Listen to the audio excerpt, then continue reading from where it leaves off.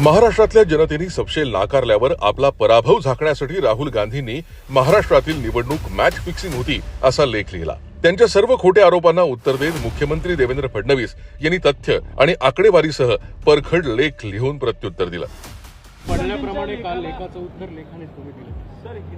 उत्तर लेखाने दिलेलं आहे, फॅक्ट्स अँड फिगर सहित दिलेलं आहे। त्याच्यामुळे मला असं वाटतं की आता तरी राहुल गांधी अशा प्रकारचं बोलणं सोडतील। राहुल गांधींनी 5 महिन्यात 41 लाख आणि 5 वर्षात 31 लाख मतदार वाढल्याचा दावा करत ही संख्या बोगस मतदार असल्याचा आरोप केला होता।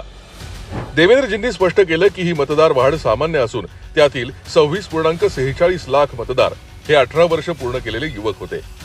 यापूर्वीही 2004 ते 2019 दरम्यान प्रत्येक 5 वर्षात 63 लाख ते 1 कोटी नवीन मतदारांची नोंद झाली आहे। त्यामुळे सध्याची वाढ मुळीच असामान्य नाही। तसंच शेवटच्या तासात वाढलेल्या मतदानावर राहुल गांधींनी घेतलेल्या आक्षेपावर सुद्धा देवेंद्रजींनी उत्तर दिलंय।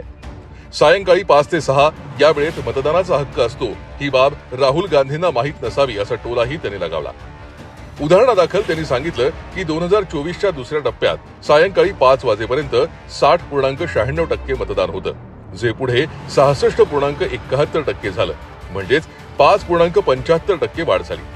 आता शेवटच्या तासात लक्षणीयरित्या जास्त मतं पडली असा आरोप राहुल गांधींनी कामठी मतदारसंघावर केला। त्यावर देवेंद्रजींनी प्रत्युत्तर देत सांगितलं, फक्त कामठीच नाही तर विरोधकांनी जिंकलेल्या अनेक जागांवर सुद्धा शेवटच्या तासात लक्षणीयरित्या जास्त मतदान झालं, ज्यात माढा 18%, वणी 13% आणि श्रीरामपूर 12% इत्यादी मतदारसंघांचा समावेश आहे। त्यामुळे फक्त एनडीएनं जिंकलेल्या जागांवरच मतदान वाढल्याचा दावा चुकीचा आहे।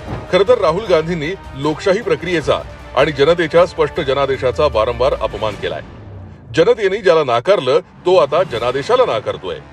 राहुल गांधींनी वस्तुस्थिती स्वीकारून आत्मपरीक्षण करण्याची गरज आहे। जनतेला कन्व्हिन्स करता येत नसेल तर त्यांना कन्फ्यूज करण्याचा प्रयत्न करू नका।